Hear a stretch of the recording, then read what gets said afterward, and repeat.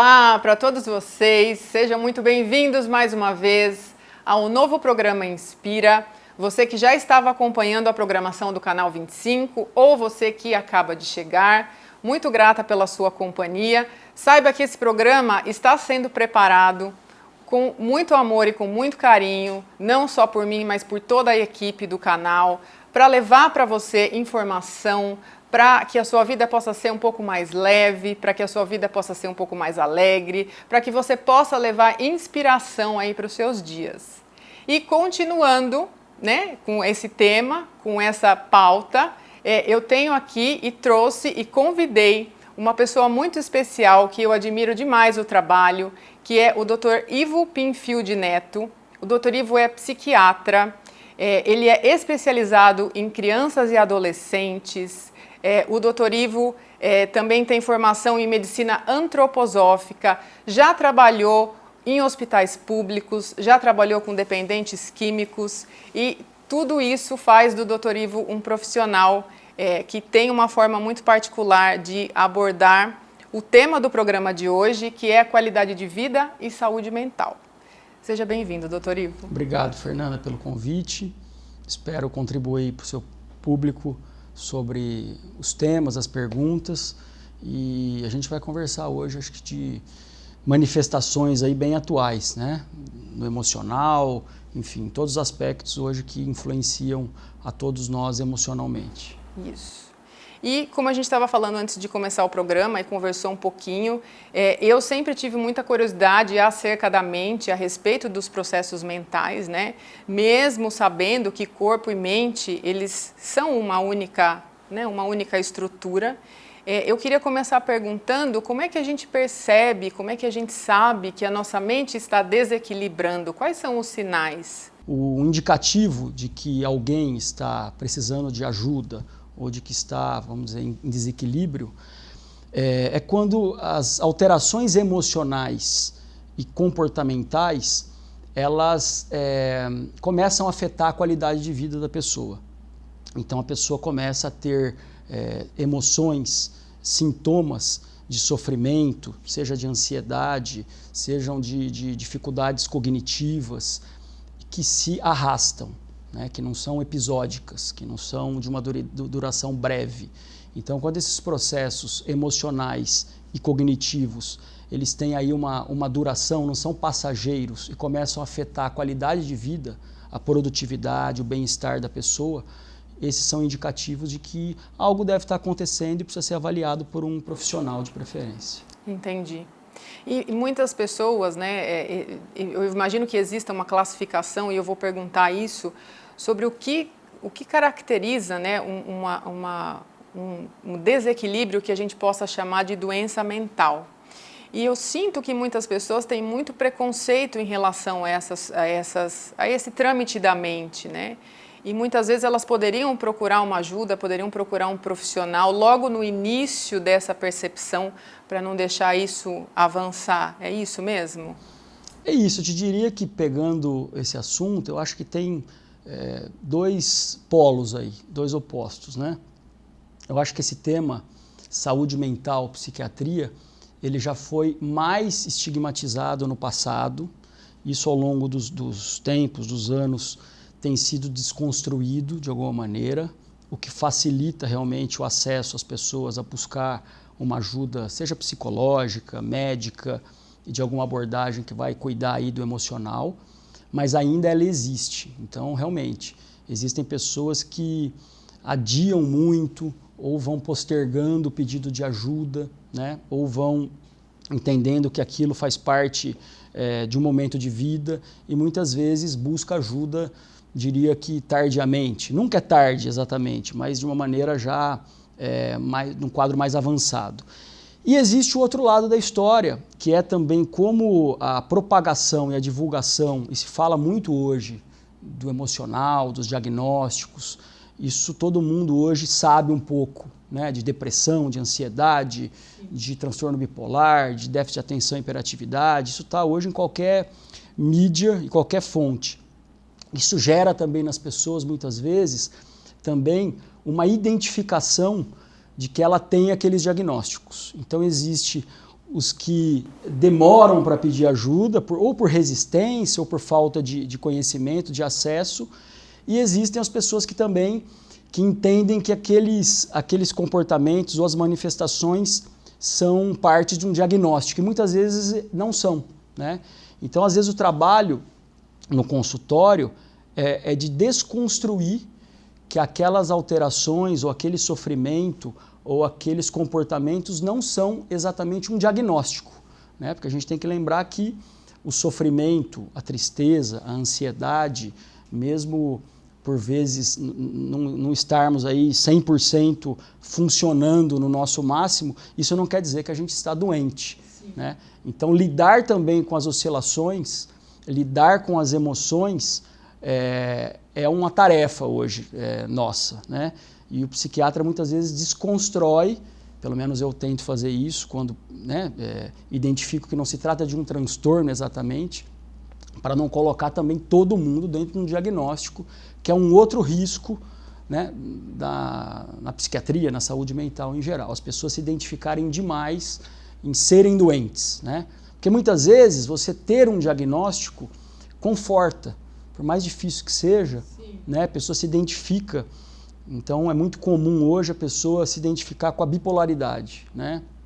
Então, não é incomum no consultório receber pessoas que falam, eu sou bipolar. Então, muitas vezes, a conversa e a consulta serve também para esclarecer e levar para a pessoa um tom mais leve, né? De que as oscilações fazem parte da vida muitas vezes. Claro que também existem os quadros que precisam de ajuda de medicação, existe o bipolar, existe realmente a pessoa que está em depressão, que está com transtorno de ansiedade mais sério, e existe também esse outro grupo de pessoas que muitas vezes se identifica com o diagnóstico e uma conversa, uma consulta serve para também esclarecer. Sim, de qualquer forma, o profissional ele pode levar luz para essa pessoa, né, como você falou, levar luz para essa pessoa dizendo para ela, olha, é isso ou não é isso, vamos tratar assim ou não, então é sempre bom.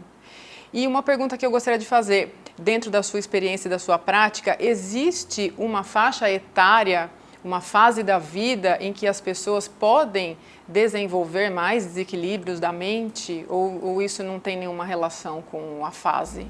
Tem. Por exemplo, a adolescência é um período onde algumas condições até mais graves podem começar. Eu estou dizendo aí de 13 a 18 anos. Né? Por exemplo, um transtorno mais grave do ponto de vista psicótico ou mesmo a bipolaridade pode ter um início ali nessa faixa etária, assim como as manifestações de humor, depressão, de ansiedade.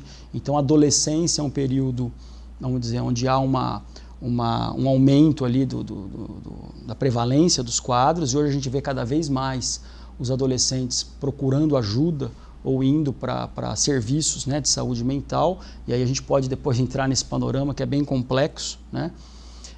A idade adulta, o início da idade adulta também, eu estou dizendo ali entre 20 e 25 anos, é uma outra faixa etária onde a prevalência dos transtornos aí, mentais, estou falando como um todo, né, acontecem, e nos idosos, que muitas vezes os quadros emocionais passam batidos, né? Muitas vezes se considera o idoso já numa faixa etária onde o desânimo ou a falta de energia ou mesmo processos de memória são colocados na conta de um normal e muitas vezes não é, né? Eles não são exatamente normais, né? Muitas vezes tem que ter uma avaliação porque muitas vezes o idoso também tem depressão ou tem alterações ali cognitivas que não são exatamente só da idade. Então, são aí períodos da vida onde as manifestações aí emocionais muitas vezes acontecem com mais frequência. Existe alguma coisa a ser dita, né? Será que você poderia dizer assim, em linhas gerais, o que é que a gente pode cultivar na vida, o que é que a gente pode fazer, de que forma nós poderíamos evitar esses desequilíbrios mentais, ou se eles não puderem ser evitados, como é que a gente poderia perceber ao longo do nosso dia a dia, na nossa rotina e nas nossas coisas, que a gente está entrando numa fase perigosa, assim, que a gente está entrando em desequilíbrio? Eu diria que o campo onde a gente tem que trabalhar pensando em prevenção é na infância. Então, eu sou formado, fiz psiquiatria infantil, atendo crianças, adolescentes. Eu acho que o investimento no ser humano, pensando, lógico, no todo, não só na saúde mental, mas na formação da individualidade, deve ser na infância, né? E, lógico, depois também, na adolescência, consequentemente. Por quê? Porque na primeira infância, principalmente, é onde os primeiros estímulos eles são incorporados pela criança, de alguma maneira, e formam muitas características aí que vão formar mais para frente a personalidade, a individualidade. Então, é inevitável que uma criança, ou mesmo aí uma criança até um pouco mais velha, depois de 9, 10 anos, que tem um ambiente que não foi minimamente saudável para o desenvolvimento, né, ou passou por grandes dificuldades, não tenha algum tipo de impacto no desenvolvimento da personalidade. Então, hoje, converso muito com os pais, né, quais os alimentos aí emocionais, os alimentos dentro de casa, que são importantes para o desenvolvimento da criança. Né? A criança ela não é um adulto em miniatura. A criança ela tem um universo próprio e que precisa ser considerado. Ela precisa do porto seguro, ela precisa do mundo da fantasia. Tem várias etapas do desenvolvimento da criança que ela precisa, em cada etapa, de um alimento próprio, eu diria, né? E se o adulto não tem também essa compreensão ou não dá muita bola para o ambiente, em como ele interfere no desenvolvimento da criança, as consequências virão depois. Na adolescência, a mesma coisa. O adolescente hoje vive uma dificuldade, primeiro, em saber realmente o que querem, e também de conseguirem se expressar, porque existe aí um processo também onde essa autoexpressão ela tem grandes barreiras vindas dos adultos, muitas vezes. E também existe esse processo todo que a gente vive, que é o processo aí das influências, das ideias, dos conhecimentos, das mídias aí sociais, digitais, que influenciam muito a cabeça dos adolescentes e de nós adultos também, né? Doutor Ivo, eu agradeço imensamente a sua presença, que enriqueceu aqui esse programa. Muito obrigada. Obrigado, Fernanda. Obrigado mesmo. Estou à disposição. E a gente volta no próximo bloco com prática de yoga relativa a esse tema e eu espero você.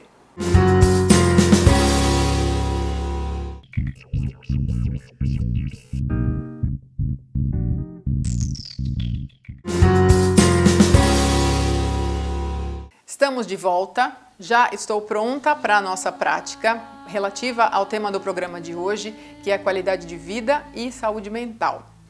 Então, dentro dessa prática, nós vamos trabalhar a região dos ombros e das escápulas, que dentro de tudo que eu já estudei e da forma como eu trabalho, respeitando e entendendo a linguagem corporal, os ombros e as escápulas, eles representam muito das nossas ações com os braços. Então é como se os ombros e as escápulas aqui atrás, elas retivessem a energia das ações que a gente não realiza. Isso é o que diz a linguagem corporal. Então, quando os braços representam aquilo que a gente realiza na vida. Os braços representam as coisas que a gente materializa. Toda a energia das ações que nós não realizamos, elas ficam retidas nos ombros e nas escápulas. É como se a mente dissesse assim, faça.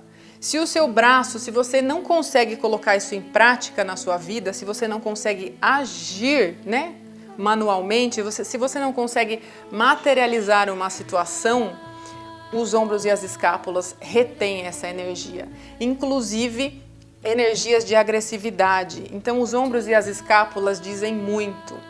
Além disso, a gente vai trabalhar a energia do que a gente chama de Udana Vayu. O Dana Vayu é o prana, como eu já expliquei aqui em outros programas, é a energia vital que sobe. O Dana Vayu é o prana que sobe e vai para fora, Portanto, ele age em toda a região da cabeça, influenciando a nossa mente, o nosso cérebro, inclusive toda a circulação sanguínea que vai para a cabeça. Então, essa prática ela vai harmonizar essa parte superior, né, fazendo com que a nossa mente possa receber mais fluxo de energia. Então, vamos começar. Você pode se sentar sobre os calcanhares, como eu, ou com as pernas cruzadas, e nós vamos começar trabalhando o pescoço, a lateralidade. Então, relaxa os seus braços, leva a sua orelha esquerda em direção ao ombro. Procura deixar o pescoço para a lateral e não subir esse ombro aqui, ó. Relaxa e inclina a cabeça, como se a orelha fosse ao ombro. Aqui, ó, elevamos o braço esquerdo e aí você vai trazer a palma da mão esquerda sobre a orelha ou o mais próximo possível. Procura manter sua coluna alinhada e solta o peso do braço sobre a cabeça. E aí você libera toda a tensão que eventualmente exista da orelha até o ombro. Sempre importante se conectar com a respiração. Então nós inspiramos lentamente, soltando o ar. Se você encontra espaço interno, você relaxa um pouquinho mais a cabeça e vai liberando toda e qualquer tensão que você possa encontrar nessa lateral. Mais uma vez, inspira. E aí, expirando, solta mais um pouquinho. É possível que você sinta realmente, ó, da orelha até o ombro, uma faixa que se expande e se abre. Última vez, inspira. Expira mais um pouquinho. E aí a gente vai voltar o braço. Faz um giro com seus ombros antes de trocar de lado, como a gente vai fazer agora. Então, a orelha direita agora vem em direção ao ombro. Leva a palma da mão direita lá bem sobre a orelha. Se não chega, não tem problema. Onde você alcança aqui, ó. Coluna alinhada. A sua inspiração é como se ela subisse. Você inspira lá em direção ao topo da cabeça e expirando, ó, se você encontra espaço, você solta o peso do braço sobre a cabeça e relaxa um pouquinho mais da orelha até o ombro. Então é uma ação muito simples que pode abrir muitos espaços aí na região do trapézio, dessa musculatura. Inspira mais uma vez pelas narinas. Expirando, inclina mais um pouquinho. Encontra um tempo de qualidade para você poder fazer isso de forma muito atenta. Mais uma vez, inspira. E expirando. Solta mais um pouquinho o peso do braço. Aí voltamos. Voltou aqui. Faz um giro com os ombros. Vamos para a segunda ação. Você vai fazer uma garrinha com as mãos assim, ó, como um copinho, e vai colocar a ponta dos dedos sobre os ombros, ó. Então, os dedos aqui sobre os ombros. Traz os cotovelos para frente e trabalhamos aqui com a respiração. Nós vamos elevar os cotovelos unidos até o ponto em que eles naturalmente vão se separar. Enquanto nós subimos, nós vamos inspirando. Vamos descrever, ó, um amplo círculo com os cotovelos, até lá em direção ao chão. Quando começamos a subir, nós soltamos o ar, tá? Então, me acompanha aqui, ó. Inspira. Descreve um amplo círculo. Expira. Sempre pelas narinas. Inspira. Naturalmente ele se separa, ó, continua descrevendo um amplo círculo e expira. Mais uma vez, inspira, expande tudo o que for possível. Quando desce, relaxa os seus ombros, empurra os cotovelos lá em direção ao chão. Mais uma vez, inspira. Expira. Inspira, sente que você move, libera toda essa região. Unindo aqui, última vez, ó, inspira e expira. Descreve o mais amplo círculo que for possível. Unimos aqui. E aí a gente desfaz. Solta os braços, gira mais uma vez os ombros. Próxima ação, eu trouxe um cinto aqui, que é um cinto de prática de yoga. Você pode usar uma corda de roupão, você pode usar o que você tiver aí, se preciso for. Então, nós vamos deixar, ó, esse cinto sobre o ombro esquerdo, tá? Se você não precisar dele depois, não tem problema. Ombro esquerdo. Estende o seu braço direito, então você alonga até as mãos. Inspirando, você vai levar a sua atenção para esse ombro, como se você pudesse criar espaços aqui com a sua inspiração. Então, inspirando, a gente descreve o mais amplo círculo que for possível. E aí toca o dorso da mão. Eu vou virar para mostrar para você, ó. Então, você vai fazer isso aqui, ó. Toca o dorso da mão aqui atrás. Puxa esse cotovelo para dentro, o quanto for possível. Aí na inspiração a gente vai elevar o outro braço e aí você vai tocar a mão. E se você não alcança, ó, você usa o cinto, certo? Se você toca a mão, você não vai precisar do uso do cinto. E mantém aí. O que a gente faz? Procura deixar a cabeça alinhada com a coluna. Inspira com a intenção de expandir esse cotovelo esquerdo que sobe. E expirando, você relaxa o cotovelo direito e o ombro direito. Deixa expandir o seu tórax. Inspira, desse lado que sobe. E expira, relaxa mais o lado direito. Se você encontra espaço, você vai firmando esse toque das mãos lá atrás. Última vez. Inspira na expansão do cotovelo esquerdo. Expira no direito. E aí a gente vai desfazer. Faz um giro com os ombros. Passamos para o outro lado, ó. Cinto no ombro direito. Estende o braço esquerdo. Inspira, faz um amplo giro. Toca aqui o dorso da mão. Puxa esse cotovelo para dentro.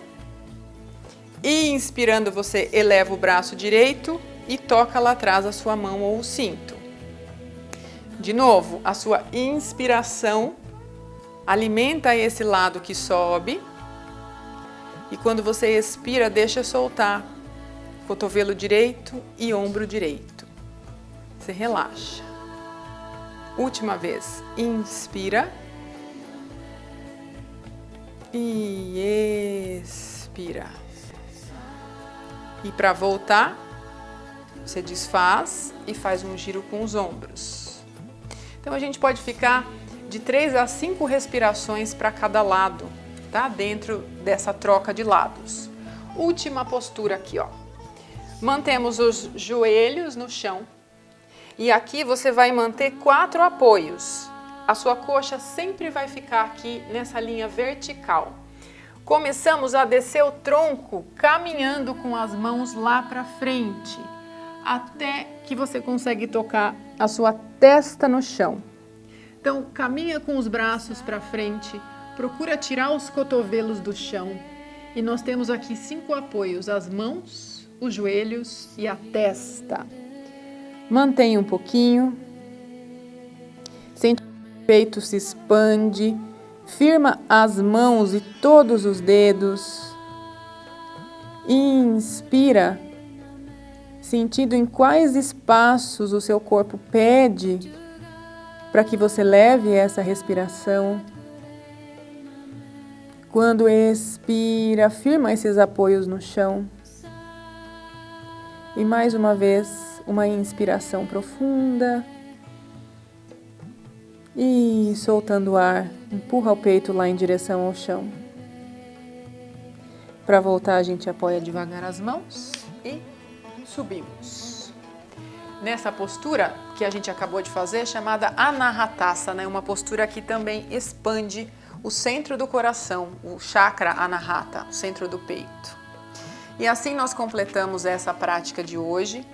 Você pode escolher de 3 a 5 respirações para ficar em cada postura. Lembrando que se você sente qualquer desconforto, você para, você não continua.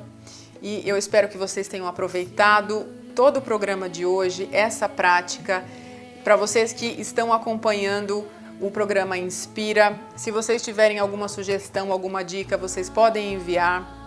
Eu agradeço imensamente a presença de todos vocês e a gente se encontra no próximo programa e eu te espero. Namastê!